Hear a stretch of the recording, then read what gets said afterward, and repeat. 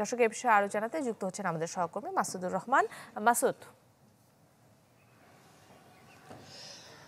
তথ্য ও সম্প্রচার সচিব, আইসিটি সচিব এবং বিটিআরসি সচিবের কাছে যে আবেদন প্রসিকিউশনের পক্ষ থেকে আজকে ট্রাইব্যুনাল যেটি দাখিল করা হয়েছে সেখানে বলা হয়েছে যে যে সমস্ত বক্তব্য এর মধ্যে শেখ হাসিনা দিয়েছেন ভারতে অবস্থান করাকালীন এবং যেগুলো সামাজিক যোগাযোগ মাধ্যম সহ গণমাধ্যম নিউজ করেছে এবং একই সাথে ফেসবুক, টুইটার থেকে শুরু করে ইউটিউবে এসছে বক্তব্যগুলো, এগুলো যেন সরিয়ে ফেলার নির্দেশনা দেওয়া হয় এবং তেমন একটি নির্দেশনাই আসবে আমরা ধারণা করছি। কিছুক্ষণ পর ট্রাইব্যুনাল বসবেন এবং আরেকটি আবেদন রয়েছে এখানে রেস্ট্রিক্টেড শেখ হাসিনার বক্তব্য যেগুলো তিনি দেবেন এবং আগামী দিনে তিনি যেগুলো বলবেন বিভিন্ন সমাবেশকে কেন্দ্র করে অনলাইন সমাবেশে, সেগুলো যেন কোনোভাবেই কেউ প্রচার এবং প্রকাশ না করে সেগুলো বন্ধ করতে বিটিআরসিকে বলা হয়েছে। আমরা প্রসিকিউশনকে প্রশ্ন করেছিলাম যে সামাজিক যোগাযোগ মাধ্যম যেগুলো রয়েছে ফেসবুক, টুইটার থেকে শুরু করে ইউটিউব, এক্স, তারা এগুলো মানতে বাধ্য কিনা। তো তারা বলছেন যে আসলে বিটিআরসি প্রাথমিকভাবে দেশের পক্ষ থেকে দেশের হয়ে যে কাজটি করার বিটিআরসি সেটি করুক।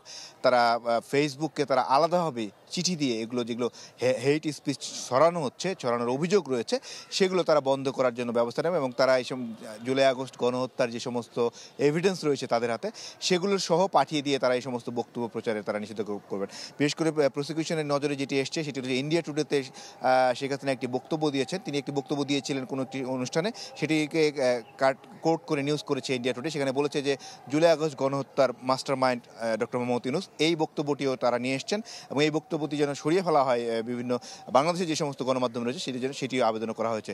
তো কিছুক্ষণ পরে এটি শুনানি হবে। আমরা ধারণা করছি যে ঘৃণামূলক বক্তব্য যেগুলো বন্ধ করার বিষয়ে বলা হয়েছে সেগুলো সম্ভবত বন্ধের একটি নির্দেশ কিছুক্ষণ পর আসবে, আমরা এটি ধারণা করছি। কাকলি। মাসুদ, আপনাকে ধন্যবাদ। দর্শক, আমাদের সাথে সরাসরি যুক্ত ছিলেন সহকর্মী মাসুদুর রহমান।